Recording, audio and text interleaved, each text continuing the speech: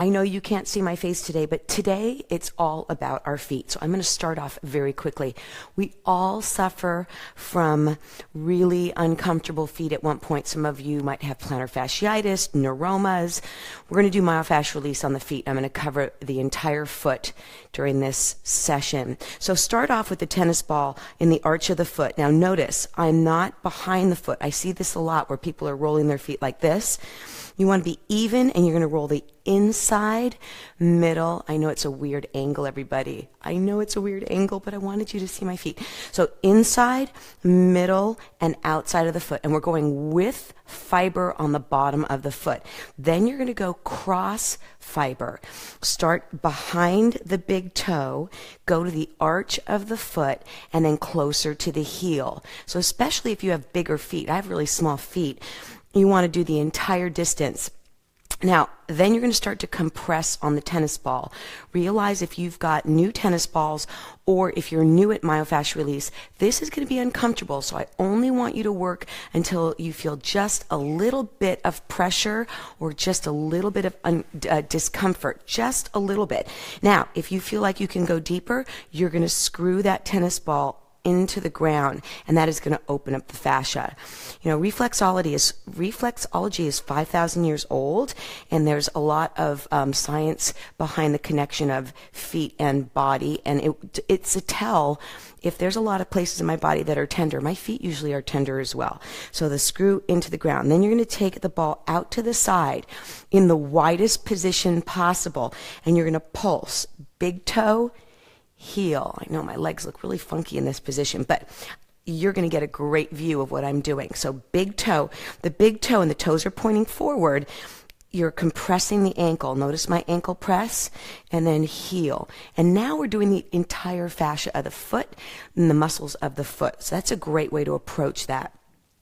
Then you're going to focus on just placing the ball in the arch of the foot, and we're just going to do direct pressure, which is going to be a held position in the widest stance possible. And you're going to notice that you're going to build. It's going to build in pressure in the arch of your foot. It's going to either feel a little uncomfortable or really, really good. But just relax, take a deep breath in, and this will ease up as you really relax your body. Then you're going to turn into the ball, and we're going to point, grab the ball with the toe, and flex, drive it into the arch of the foot, back into the base of the heel. Point and flex. So I'm covering a whole bunch of exercises that you can do for feet after a rough day, or in the morning. I always do my feet because it just starts my day off well, and it gives me an opportunity to loosen things up. So once you've done the flex and the point, you can do some compression work. So there's a lot of different techniques you can do with fiber, cross fiber, compressions. I'm going to turn away from the foot. Now this is just a calf stretch, but a great calf stretch because it's taking it beyond the ball and you're elongating it. Then I'm going to do a little dynamic work here. Just a little dynamic work because the calves and Achilles can use a little dynamic release. Then I'm going to tuck it in, put the heel down on the ground, and then straighten the knee. You might have to bring your feet closer together if you're not able to do this, but go ahead and find a spot that you can maintain. And if you want, you can bend all the way to the ground and maintain this stretch. This is a fantastic stretch for the calf. Then I'm going to come back to center, and I would want you to do a little bit more aggressive push, either with fiber or cross fiber, but this time spread your toes. Sometimes when I spread my toes, I have to spread my hands, but you want to spread your toes. The fascia under the feet, the connective tissue, can be very tight, and just by opening up the toes, it's going to change that fascia.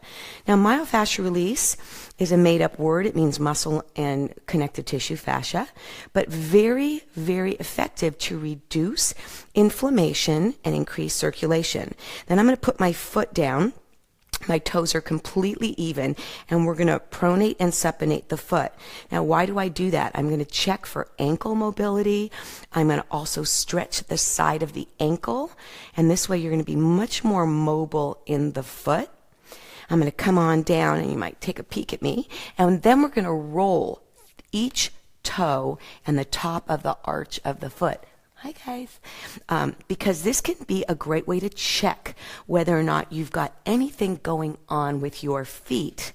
If you have a joint, we've got a lot of bones in our feet, more bones than anywhere else in our body, and you can anticipate an injury to the foot just by rolling.